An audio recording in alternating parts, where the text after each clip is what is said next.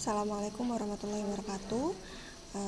Hari ini Ustazah akan membahas beberapa soal tentang hukum gerak Newton, hukum 1, 2, 3 Newton yang sudah kita pelajari di kelas.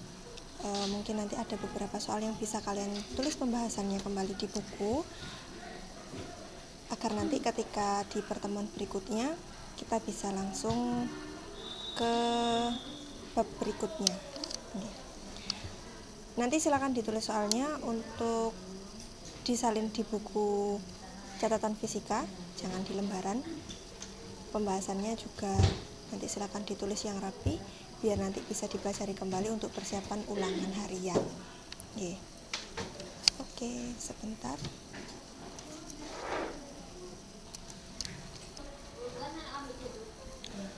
Oke, soal yang pertama adalah soal tentang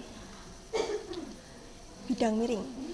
Balok bermasa 20 kg berada di atas bidang miring licin dengan sudut kemiringan 30 derajat ya nih, 30 derajat. Jika ucok ingin mendorong ke atas sehingga kecepatannya tetap, maka berapakah gaya yang harus diberikan oleh ucok? Jadi kita sudah harus bisa membayangkan kalau misalkan digambarkan diagram bebasnya ada sebuah bidang miring seperti ini. Jelek sekali.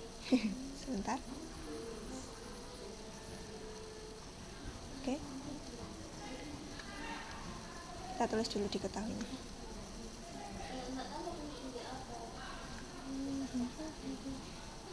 Balok bermasa 20 kg. Kita tulis diketahui D1.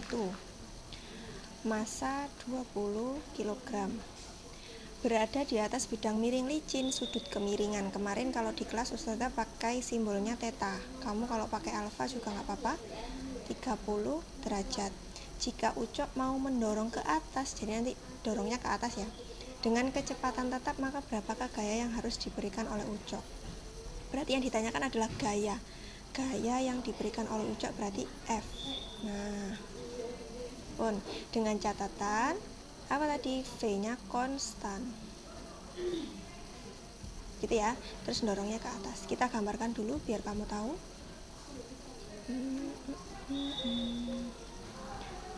Misalkan kurang dulu.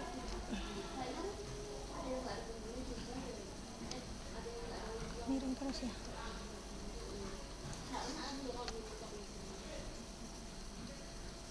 Oke, nggak saja ini bagus ya. Lalu alfanya ada di sini, tetanya. Baloknya ada di mana? Baloknya ada di sini. Nah, apakah posisi awalnya di sini? Posisi awalnya di sini. Berawal dari sini. Dari ujung yang sini.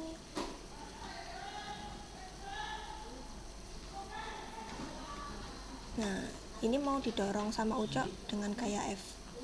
Hingga sampai di atas sana dengan kecepatan V konstan.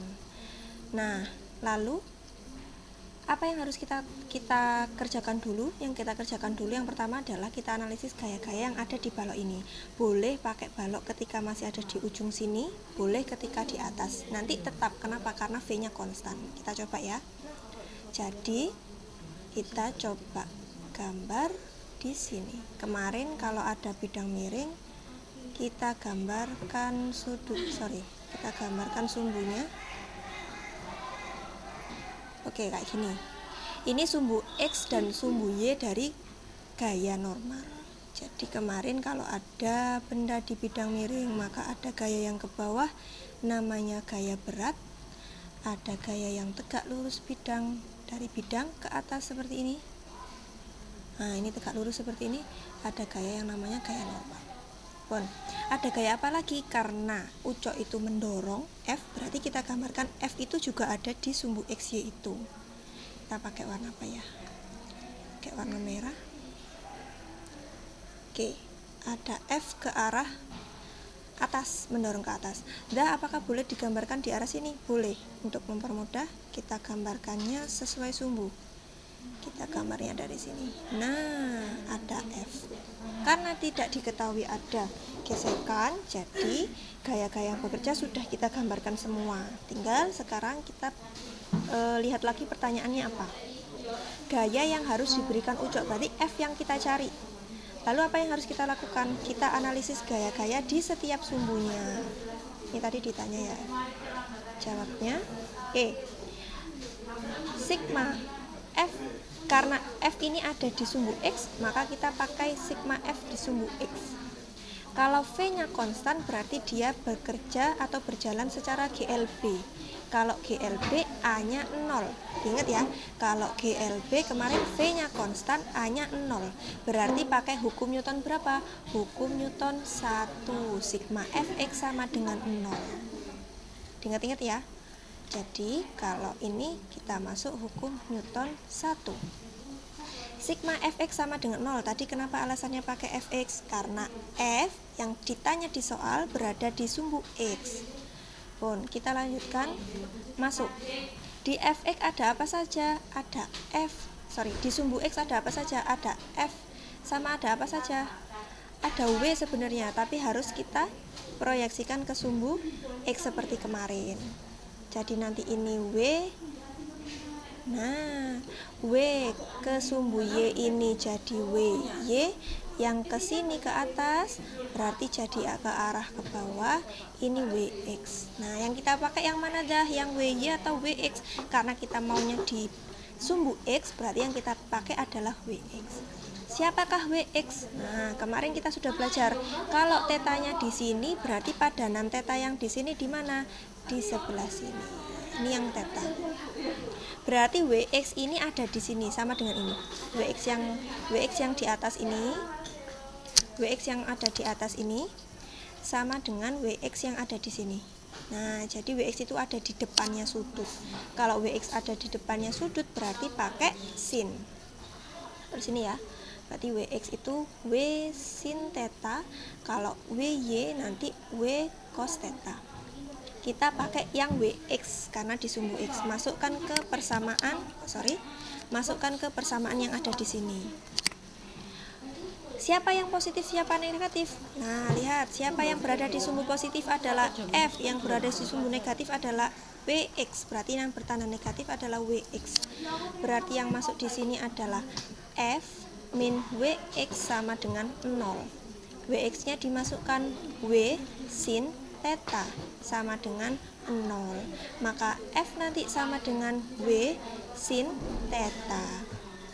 F sama dengan W-nya dapat dari mana? Kemarin rumus W apa?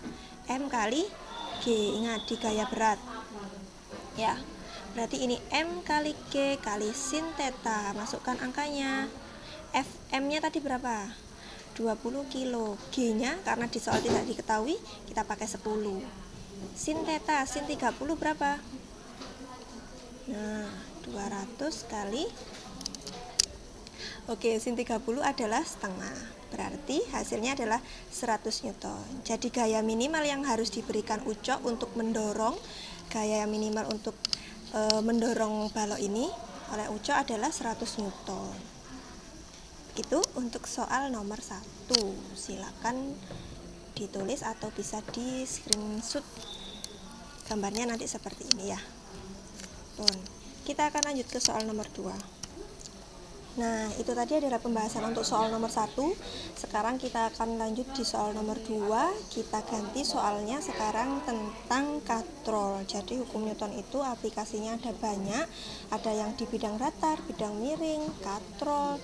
Kemudian katrolnya ada yang katrol 1 tali, 2 tali, dan seterusnya. Jadi untuk soal nomor 2 ini kita coba untuk soal yang katrol ya. Nah, ini adalah soal nomor 2. Oke, soal nomor 2. Dania menarik beban dengan bantuan katrol seperti pada gambar A. Nah, gambarnya seperti apa? Gambarnya seperti ini kira-kira. Jadi ada di sini aja ya. Ada beban yang ditarik oleh Dania seperti ini. Tapi dia melakukannya dengan bantuan katrol. Nah, gambar sederhananya seperti ini. Nah, ini adalah tali. Ini adalah tali yang ditarik oleh beban. Gitu ya. Pun. Ini adalah katrolnya.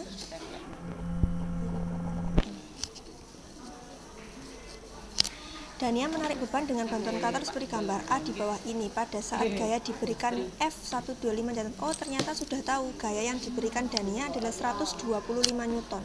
Kita tuliskan dulu bahwa F yang diberikan Dania adalah 125 Newton. Ternyata beban dapat terangkat dengan kecepatan tetap. Nah, V-nya konstan. Logikanya M ini akan bergerak ke atas dengan V konstan, G-nya 10. Jika gaya gesek katrol dan massa tali diabaikan, maka berapa massa beban tersebut? Kita disuruh mencari berapakah M yang ada di soal. Gitu. Jadi ini nanti logikanya dia akan bergerak ke atas dengan V konstan. Nah, diketahui G-nya 10 kuadrat, berapakah M-nya? Nah, untuk di soal seperti ini, meskipun dia tidak menapak ke lantai atau bidang, semua benda yang punya massa bantuan karena pengaruh gravitasi, maka kita akan dia pasti akan punya WMG di sini. Nah, lalu dia punya gaya apa lagi? Ada F di sini dah. Tapi bagaimana kalau untuk soal katrol? F ini kita cari padanannya. F itu sama dengan siapa? F itu akan sama dengan T di sini. Jadi di sini akan ada tegangan tali besarnya T yang nilainya sama dengan 125 Newton. Kalau kita tuliskan, maka karena ada keterangan V konstan. Oke, karena V-nya konstan, berarti V konstan artinya A-nya 0, dia bekerja secara GLB. Nah, diingat-ingat, kalau A-nya 0 berarti dia hukum Newton 1. Oke, hukum Newton 1 kemarin sigma F sama dengan 0. Maka F siapa saja yang bekerja? Ada F, T, dan Mg. Di sini F sama dengan T, maka tulis aja salah satu. Jadi kalau kita tinjau benda M, nah maka kalau sigma F sama dengan 0, F yang bekerja adalah T min W sama dengan 0. T nya sudah tahu 125, begitu kan? 125 min, nah W nya siapa? W nya adalah M kali G sama dengan 0. Maka kalau kita bisa beda ruas, M kali G sama dengan 125 sama saja ya. Maka M adalah 125 dibagi G nya 10 adalah 12,5 kg. Jadi massa yang ditarik oleh Dania adalah 12,5 kg. Gambarnya seperti ini. Ya.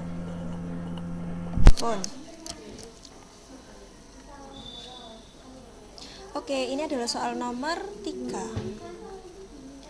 Soal nomor 3 ini, sebuah benda bermassa 40 kg ditarik melalui katrol sehingga memiliki posisi seperti yang diperlihatkan pada gambar A di bawah ini. Gambarnya seperti ini ya.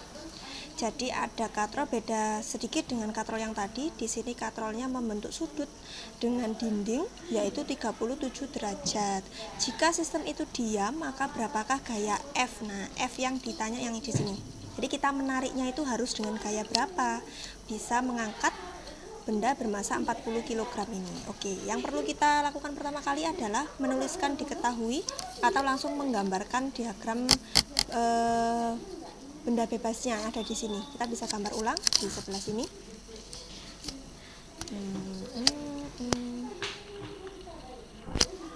Jadi kalau kita gambarkan ulang di sana ada sudut, jelek ya. Ada sudut 30 derajat di sini. Lalu di sini dia punya katrol yang untuk mengangkat beban itu tadi. Anggaplah ini M, M-nya 40. Lalu maaf ya. Jadi F-nya di sini ini berapa? Kita analisis gaya-gaya yang bekerja di sini. Boleh langsung gambar di sini, boleh kamu gambar terpisah. Kalau Ustazah mau gambar terpisah, akan Ustazah gambar terpisah seperti ini. Kita gambar gaya-gaya yang ada di sumbu X, Y. Ini gambarnya Ustazah ganti dulu. Oke. Yang ke bawah jelas dia ada W karena ada M. Nanti W-nya adalah M kali G. Lalu di sini ke kanan jelas ada F, berarti F-nya ada di sini. Ya, kita belum tahu F-nya karena dicari. Lalu ada pakai lagi, karena di sini ada tali yang menghubungkan katrol dengan dinding, maka akan ada gaya yang namanya tegangan tali. Jadi di sini ada tegangan tali. Terlalu tebal. Bentar ya. Oke. Ada gaya tegangan talinya kemana? Ke atas atau ke bawah? Jelasnya ke atas. Nah, ini T. Karena ini membentuk sudut, maka kita harus uraikan T ini ke sumbu X dan sumbu Y, biar bisa bertemu dengan W atau F-nya. Oke, ke bawah ini berarti jadi ke arah kiri. Ini kita sebut TX. Yang ke arah sini akan ada yang ke arah atas, ini adalah TY. Nah, T sudah tidak dipakai, jadi ada TX dan TY. Sudutnya bagaimana dah? Sudut 37 ini sama dengan di mana kalau di sini? Nah, untuk mempermudah kamu, gambar saja sebelah sini. Sorry. Gini ya.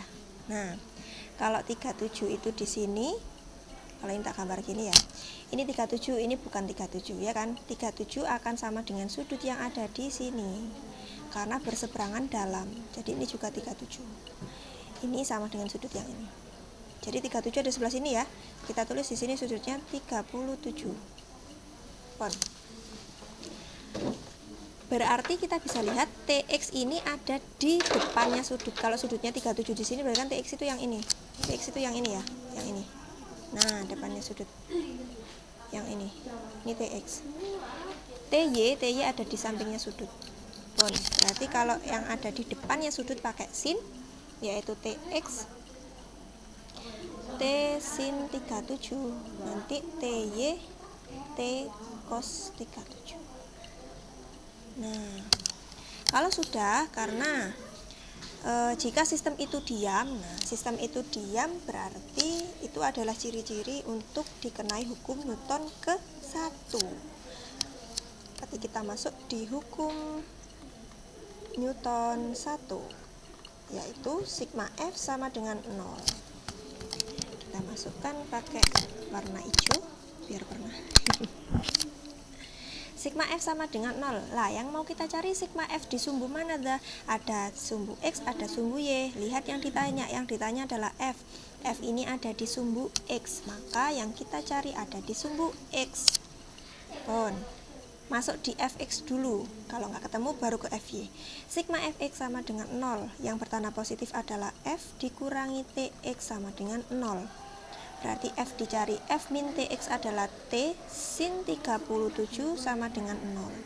Maka nanti F sama dengan T sin 37 derajat. Lah, T-nya berapa dah? Kita nggak tahu T ini berapa ya. Jadi kita cari dulu, carinya bagaimana? Carinya lewat Fx-nya. Carinya lewat Fx, kita cari, Fy maksud saya. Fy sama dengan 0. Nah, yang ada di Y adalah W dan Ty. W dan T yang bertanda positif adalah Ty, yang negatif adalah W. Maka Ty min W. Ty min W sama dengan 0. Maka Ty sama dengan W. Ty-nya T cos 37 sama dengan M kali G. Nah, ini sudah ketemu nih. T kali cos 37 sama dengan M-nya 40, G-nya 10, maka 400 sebelah sini. Nah, cos 37 berapa ya? Cos 37 adalah 4/5. T kali 4/5. Nah, maka T sama dengan 400 kali 5/4. Coret-coret, hasilnya 500 Newton. Nah, T-nya adalah 500 Newton. Tinggal kita masukkan T 500 Newton ke dalam sini. Kita masukkan T 500 Newton ke dalam sini, maka F sama dengan 500 kali, kalau tadi cosnya 4/5 berarti sinnya adalah 3/5. Cancel, hasilnya F nya adalah 300 Newton. Maka gaya yang dibutuhkan oleh seseorang untuk menarik benda 40 kilo di sini dengan katrol yang sedemikian rupa seperti gambar ini adalah 300 Newton. Ini F-nya 300 Newton. Oke. Nah, itu tadi adalah contoh soal yang ketiga. Silakan dicatat atau di screenshot, disalin di buku catatannya masing-masing. Kita lanjut untuk soal yang nomor 4. Oke, selanjutnya adalah soal nomor 4. Soal nomor 4. Diketahui benda bermasa 10 kg diikat tali dan dibentuk sistem seperti pada gambar A, seperti gambar ini ya. Gambar yang ini belum kita uraikan seperti yang sebelahnya. Jika sistem itu diam dan percepatan gravitasi 10, maka tentukan tegangan tali T1 dan T2. Jadi gambar ini menjadi gambar yang sebelahnya setelah kita uraikan. Nah, untuk mempersingkat waktu, Ustazah jelaskan dari sini. Perhatikan. Kalau ada benda digantung punya massa M, maka ke bawah dia akan tetap punya W. Nilainya W adalah M kali G. Jadi kita gambarkan di sini, kita gambarkan sumbu X, sumbu Y. Kita gambarkan sumbu X dan sumbu Y. Terus kita masukkan gaya-gaya sesuai yang ada pada gambar sebelah kiri ke diagram yang sebelah kanan. Maka ke bawah itu ada W, sudah pasti. Nah, lalu di sini ada T1 bentuk 60 derajat dengan kaitan yang di atas ya, atapnya. Sedangkan T2 bentuk 30 derajat dengan atapnya. Maka karena ini tidak ada di sumbu XY, kita harus menguraikan T1 dan T2 ke sumbu X dan sumbu Y. Nah, kita gambar di sini. T1-nya di sini. 60-nya tadi di mana? 60-nya ada di sini. Ya. Berarti 60 di sini akan sama dengan 60 di sini. Berseberangan dalam seperti soal yang sebelumnya. Pun 30 derajat kita gambarkan T2. Ini T2. Yang panjang ini T2, 30 derajatnya ada di sini. Nah, maka 30 derajat untuk mempermudah kita pindah ke sini, berseberangan dalam, sudutnya sama. Pun kalau sudah ketemu, maka T1 akan kita uraikan ke sumbu X dan sumbu Y. Kalau Ustazah biasanya ketika T1 diuraikan di sumbu X, maka ini akan Ustazah namai TX, T1X. Sedangkan yang ini, yang ke arah sumbu Y, ini adalah T1Y, sama dengan pakai sin nanti ya.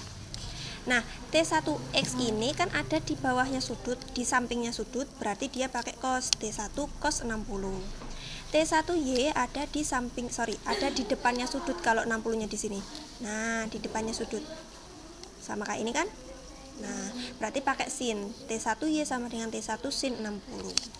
Bagaimana dengan T2? T2-nya ke sana. Tapi 30-nya di sini. Berarti yang di sini searah sumbu X ini kita namai dengan T2X. Pakai biru aja biar nggak sama. Bentar. Yang ini adalah T2X, yang kesini adalah T2Y. T2X berarti pakai cos. Kenapa pakai cos? Karena T2X ada di sampingnya sudut. Nah, T2Y ada di sini, sama dengan ini. Lah, sama toh? Ini T2Y pakai sin, maka hasilnya T2 sin 30 karena sudutnya 30. Nah, lalu setelah kita tahu ini, apa yang harus kita lakukan? Masuk ke persamaan hukum Newtonnya. Hukum Newtonnya ikut apa dah? Hukum Newton 1. Jadi ini dari tadi contohnya masih hukum Newton 1 ya. Sigma F sama dengan 0. Sekali lagi, karena ini ada di dua sumbu, ada sumbu X, sumbu Y, maka sigma F-nya juga ada di sumbu X dan sumbu Y. Sigma Fx sama dengan 0, sigma Fy juga sama dengan 0. Kita cari yang ada di sumbu X dulu. Kita pakai merah yang di sumbu X. Sigma Fx sama dengan 0. Maka yang ada di sumbu X ada apa saja? Yang positif adalah T2X, yang negatif T1X. Kita tuliskan T2X min T1X sama dengan 0. T2X tadi adalah T2 cos 30 min, kita langsung pindah ruas ya, sama dengan T1 apa tadi? T1 cos 60. Oke. Pun T2 cos 30 berapa? Setengah akar 3. T1 nggak tahu, ininya setengah. meskipun. Boleh di cancel? Boleh. Nah, kanan kiri cancel berarti tinggal ketemu persamaan bahwa T2 sama dengan akar 3T2 ini ya sama dengan T1, atau mempermudah penulisan T1 nya adalah akar 3T2. Ini kita simpan jadi persamaan pertama. Selanjutnya kita cari di sigma FY nya. Sigma FY sama dengan 0. Ada apa saja di sumbu Y? Yang positif ada T2Y dan T1Y karena posisinya ke atas arahnya. Yang negatif adalah WMG. Kita tulis di sini berarti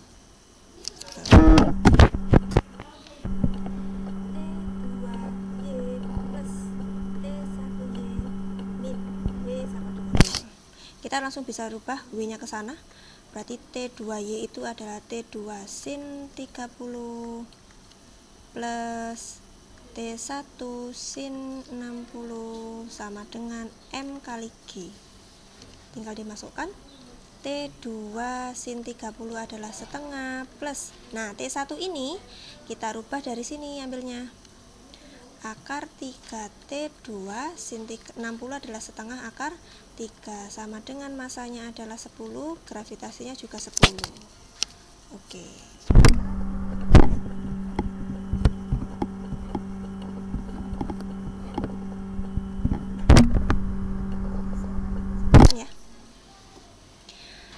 Setengah T2 ditambah, nah akar 3 kali akar 3 itu 3 ya, berarti 3 per 2 T2 sama dengan 100. Setengah T2 tambah 3 per 2 karena penyebutnya sudah sama, hasilnya 4 per 2 T2 sama dengan 100. T2 sama dengan, nah ini hasilnya adalah 2, 50 Newton. Jadi T2 adalah 50 Newton. T1 nya bagaimana? Karena yang ditanya adalah T1 dan T2, T1 nya tinggal kita masukkan ke persamaan yang pertama, bahwa T1 adalah akar 3 kali T2 nya 50, maka kalau ditulis 50 akar 3 Newton T2. Nah, apakah dibiarkan akar 3? Boleh, dipakai 0, juga boleh, tinggal dikalikan nanti. Begitu ya. Jadi kesimpulannya, jadi T1 nya adalah, ini T1 ya, salah nulis satu ya.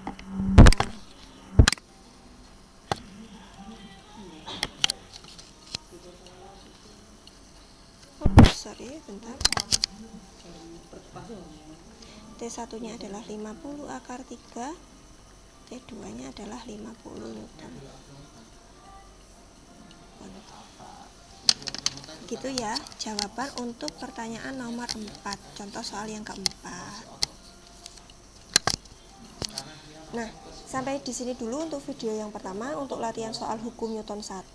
Kita lanjut di video berikutnya untuk latihan soal yang hukum Newton kedua, sigma F sama dengan MA. Terima kasih. Wassalamualaikum warahmatullahi wabarakatuh.